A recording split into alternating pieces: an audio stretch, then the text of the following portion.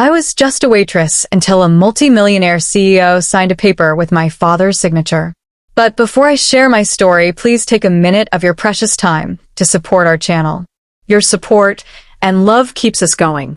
I was wiping down the counter at Lula May's grill for what felt like the 1,000th time that week when a low, gleaming coupe eased off the county road and rolled onto our gravel lot. The car didn't belong in Glen Haven, a sleepy town in Magnolia County, where folks knew the fry cooks by first name and church fans doubled as napkins. I worked the breakfast shift to keep tuition paid at the community college. It wasn't glamorous, but it kept the lights on most months. I'm Nyla Rhodes, 25, black, and stubborn in all the ways life requires. My plan was simple enough to write on a napkin, finish my associates, transfer to a 4-year, build something of my own in food and hospitality, maybe a cafe that doubled as a training kitchen for teens. Until then, I poured coffee and dodged gossip.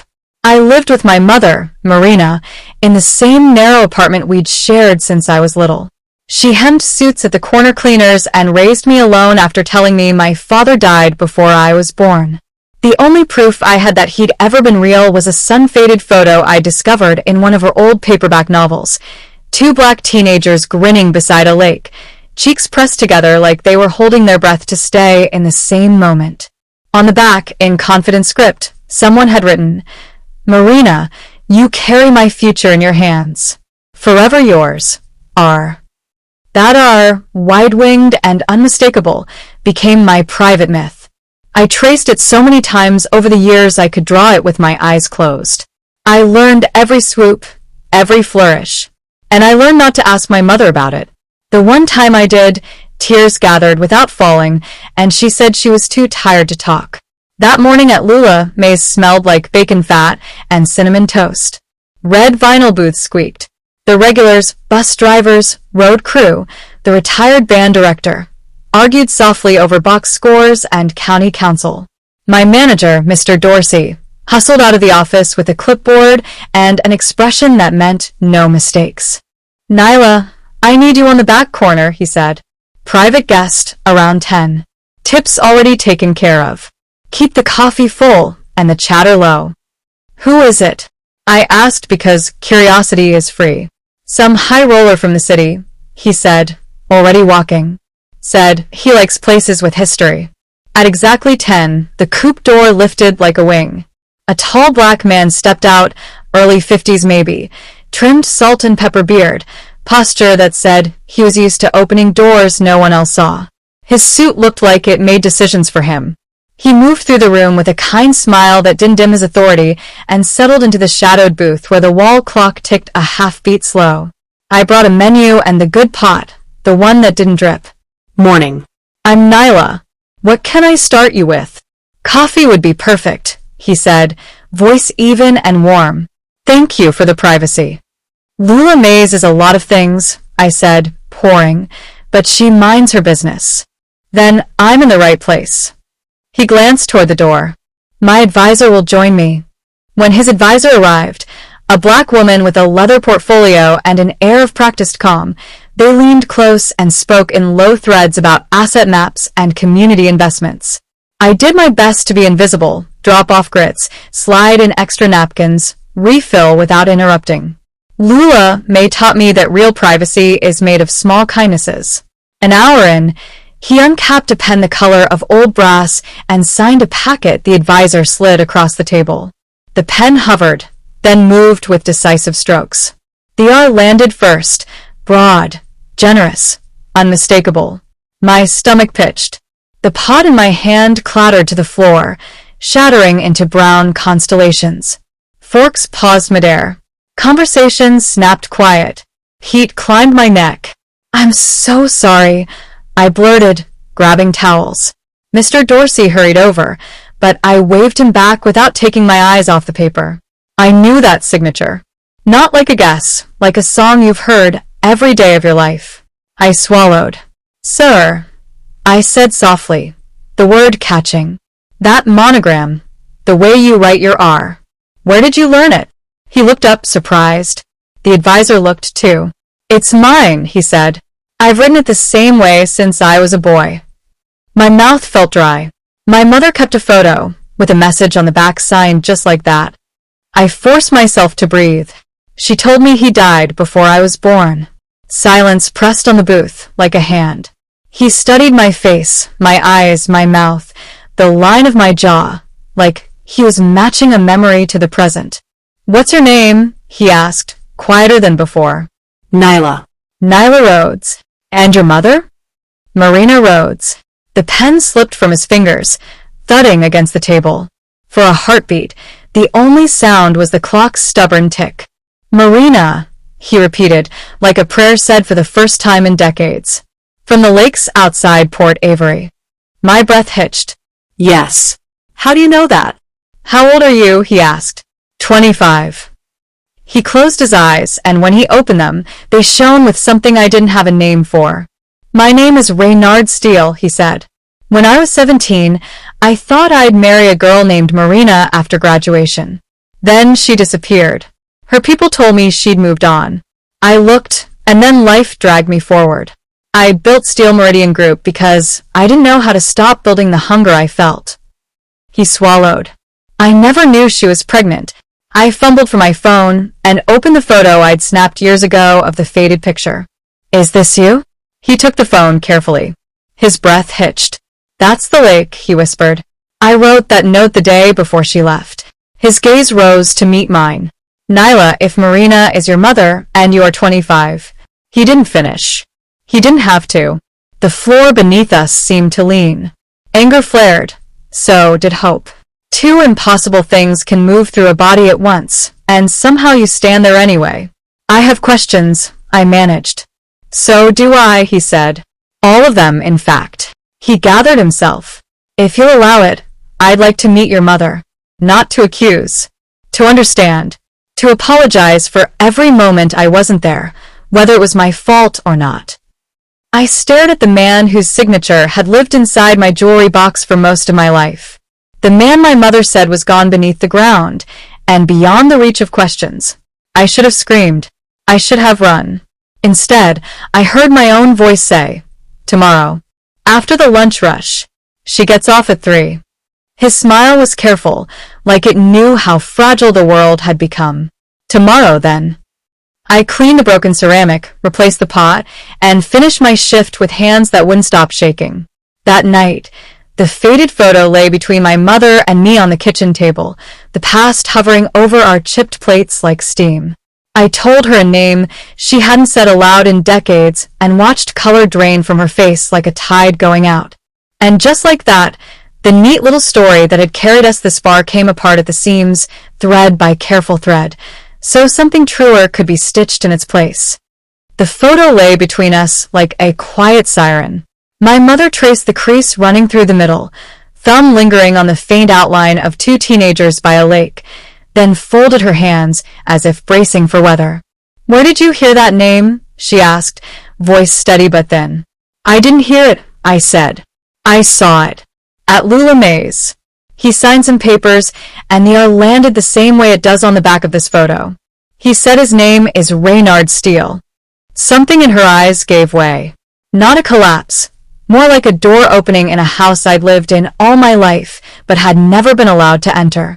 "I told you your father died," she said quietly. "I told you that because I was 18, scared, and trying to survive people who thought they knew what was best for me." "Your people?" I asked. She nodded. "Your grandmother loved me, but she believed the world only made room for us if we asked nicely and kept our heads low. Reynard wasn't a keep your head low kind of boy.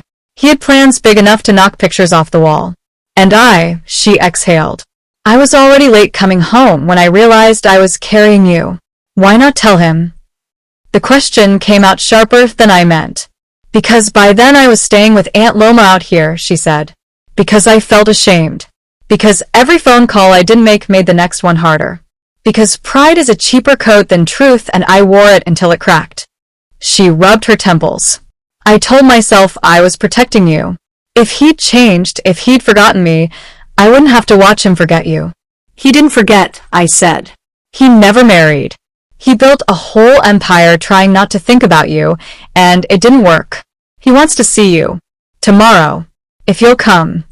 Her gaze flicked to the photo again. Do you hate me, Nyla? I reached across the table and took her hands, seamstress hands, calloused and sure. I don't hate you. I don't like the lie. But I know why you reached for it. She smiled without joy. I always knew this day might come. Secrets don't die. They sit and listen until they hear their names again. We spent the evening hemming the past into something we could bear. She told me how she and Reynard used to skip stones until dark at the Port Avery Lakes, how he'd talk about investments and neighborhoods the banks wouldn't touch, and how to build things people said couldn't be built. She told me about the night her parents sent her away, about the letters she wrote and never mailed, about the long quiet afterward. I told her about the man who sat in the corner booth like he'd been waiting there for years. Before bed, she pressed the photo into my palm. You keep it, she said. I carried it long enough. The next afternoon, I called in a favor with Mr. Dorsey and got permission to use the back corner after the lunch rush. I wiped the table twice, then wiped it again because sometimes busy hands are the only way to keep the heart from outrunning the body. At 3 my mother stepped through Lula May's door in a blue dress she'd made from leftover bolts, simple, clean, stitched like a promise. 5 minutes later, Reynard Steele walked in, looking like the city had followed him to our gravel lot and was waiting outside, impatient. They stopped an arm's length apart, every year between them breathing at once. Marina, he said. Reynard, she answered, and the old names fit like a familiar coat. No accusations. No grand speeches. Just 2 people who'd been young together, grown older apart, and were now, finally, in the same place.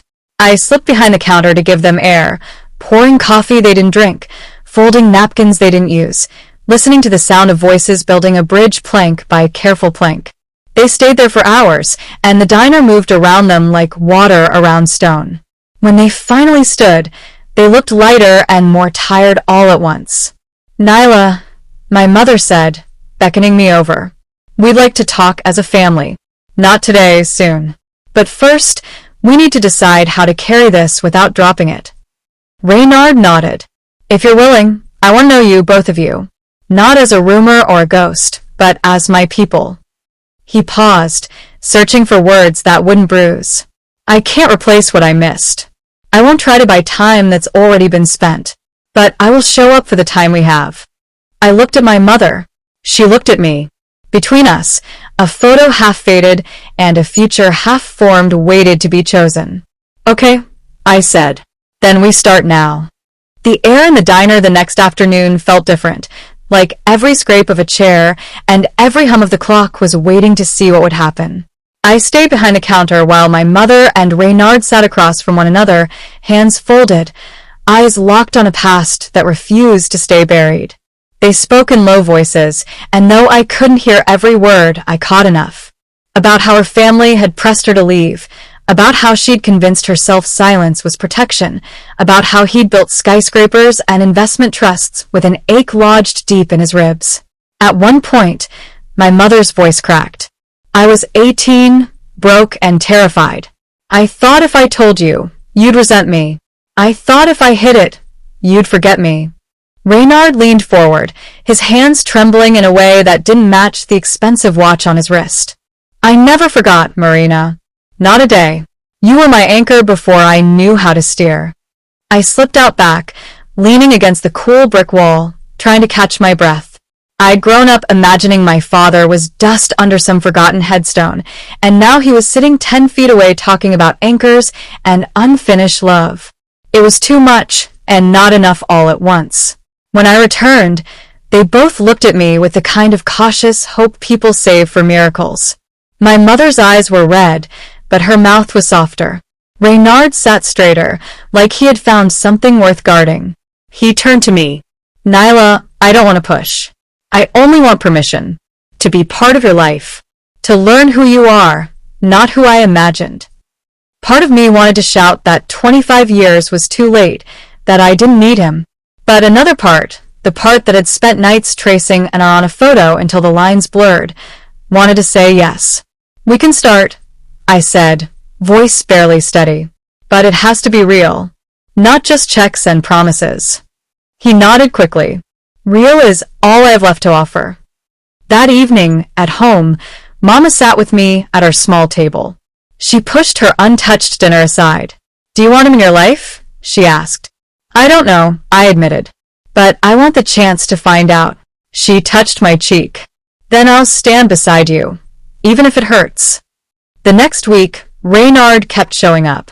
Not with money, not at first, but with time. He came to Lula Mays and sat through my shift just to talk on my break. He asked about my classes, about the nonprofit dreams I scribbled in notebooks, about the things I wanted to build. He didn't always know what to say, but he listened like nothing mattered more. One night, he came by with a box. Inside was a necklace, simple gold, with a pendant shaped like a small open book. "Because you keep stories alive," he said. "And because our story is only starting." I didn't cry then. But later, when Mama found me staring at it in bed, I finally did. For the first time in my life, I wasn't just the daughter of a seamstress trying to make rent. I was also the daughter of a man who'd spent half his life building towers and the other half longing for someone who never stopped loving him. And somehow I was both. The weeks that followed were a blur of new rhythms. Reynard didn't try to erase the years we'd missed. He knew better than that, but he did everything to prove he was here now.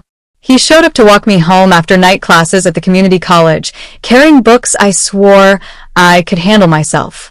He'd ask questions about my courses, about what made me stay up sketching business plans in the margins of notebooks. For the first time, I had someone with power listening as if my dreams were already blueprints. Mama stayed cautious. She talked to him, laugh even, but I saw her guard flicker whenever his eyes lingered too long. She was afraid love would open an old wound wider. Still, she didn't stop him from calling. And she didn't stop me from answering. One Saturday morning, Reynard invited us both to his office in the city. I'd never seen anything like it. Glass walls, steel beams, a view that made Glenhaven feel like a toy town dropped in the distance. He led us into a smaller conference room, a place less about deals and more about decisions. "Nyla," he said, setting a folder in front of me, "I want you to choose where you study next. Community college was your stepping stone, but I can make sure money never stands in your way again." I opened the folder. Brochures for universities I'd only read about spilled across the table. Howard, Spelman, Morgan State, big names with bigger price tags. "I don't want charity," I whispered, my chest tightening. "It isn't charity," he said firmly. "It's inheritance. It's me giving you what should have been yours from the start. Not because I feel guilty, because I'm your father." Mama put her hand over mine. "Baby, you've carried yourself this far on your own. Let him carry some weight now. He owes you that." After weeks of indecision, I chose Howard University, majoring in hospitality and nonprofit management. Reynard didn't just write the check. He drove me to DC himself, sat through orientation, carried boxes up 3 flights of stairs like any other nervous dad. When I hugged him goodnight outside the dorm, he whispered, "I can't redo your first steps, Nyla, but I won't miss another." Mama visited often. Reynard visited too, sometimes separately, sometimes together. Slowly, the edges of their conversation softened. She'd ask about his board meetings. He'd ask if she was still sewing on her old Singer machine.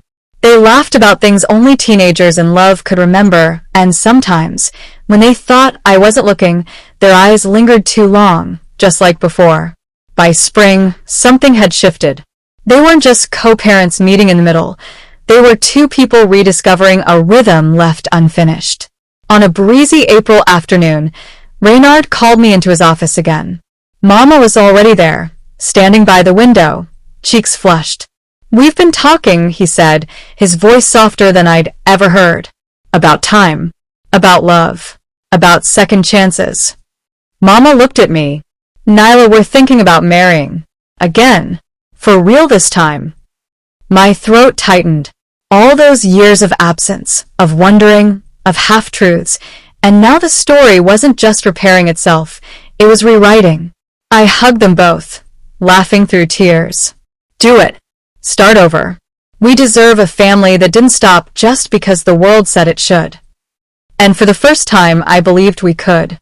The wedding was nothing like the glossy ceremonies Reynard could have afforded in the city. Instead, it took place on a quiet Saturday morning in the same small church where Mama's aunt used to take her when she first moved to Glenhaven. No chandeliers, no magazine spreads, just sunlight filtering through stained glass and the hush of people who understood what it meant to wait a lifetime for another chance. I stood at the front, clutching a small bouquet Mama had sewn silk ribbons around. Reynard's eyes were wet when the pastor asked if he would take Marina again, for better or worse, richer or poorer, in sickness and in health. "I do," he said, voice thick. "I always have." When they kissed, 25 years of absence folded into a single moment. They weren't teenagers anymore, but the love that lit the space between them was just as fierce, tempered now with age, forgiveness, and the knowledge of what they'd almost lost. At the reception in Millionaire, because where else would we celebrate, Reynard pulled me aside and pressed a small box into my hand. Inside was a gold pendant etched with the lake photo I'd carried since childhood. "This picture brought us back," he said. "I wanted you to have it in a way that lasts. You've been the bridge, Nyla, the thread that stitched us back together, even when you didn't know it." I hugged him tightly. "I'm glad you found me," I whispered. 2 years later, I walked across the stage at Howard University, cap and gown swishing, diploma in hand. My parents sat side by side in the front row, no longer ghosts from each other's past, but partners again, whole and present. Reynard shouted so loud the dean laughed. Mama cried so hard she had to fan her face with the program. After graduation, with Reynard's seed money and Mama's relentless encouragement, I launched the Rhodes Foundation, a nonprofit dedicated to helping single mothers gain education, job training, and childcare. I'd seen firsthand what sacrifice looked like, and I wanted to turn those scars into doors for others. We partnered with Lula Mays as our first training site. Mr. Dorsey grinned when I told him. "This place has always been more than burgers and pie," he said. "It's about serving the community, just like you." One evening, years later, I sat with Reynard on the balcony of his penthouse, watching city lights blink against the dark. "I used to think legacy was buildings, money, power," he said, sipping his tea. "But you taught me better. Legacy is love that outlives you. It's family that keeps building when you're gone." I thought about Mama's quiet strength, Reynard's restless ambition, and the way both lived in me. "Do you ever wonder what would have happened if she told you the truth back then?" I asked. "Every day," he admitted. "But then I remember. You wouldn't be who you are without the path you walked. And I wouldn't trade the woman you became for any shorter road." I smiled, holding the pendant that never left my neck. Then maybe the timing was right after all. Sometimes I wonder how different things might have been if I hadn't been wiping tables that Tuesday, if Reynard had chosen another diner, if I hadn't recognized the signature. But then I remember what he told me. Everything arrives when it's supposed to. Love doesn't expire. It waits. Sometimes for years. Sometimes for decades. But when it comes, it's strong enough to start again. And he was right. Because one man's signature, scrawled across a contract in a small-town diner, rewrote not just a deal, but 3 lives. It reminded me that some bonds can survive distance, silence, even time itself, waiting for the day they're finally called by name. And when they are, they come back stronger than ever. And that's how a single signature in a small-town diner rewrote an entire family story. A daughter who found her father, a mother who faced the truth, and 2 people who proved that love can survive even decades of silence. What do you think? Was Marina right to keep her secret all those years? Or did she rob Nyla and Reynard of time they could never get back? Share your thoughts in the comments. I'd love to hear your perspective. If this story moved you, make sure to hit that like button. Subscribe for more powerful stories of family, love, and second chances, and don't forget to turn on notifications so you never miss an upload. Because sometimes, the most ordinary places hold the most extraordinary stories, and you don't want to miss the next one.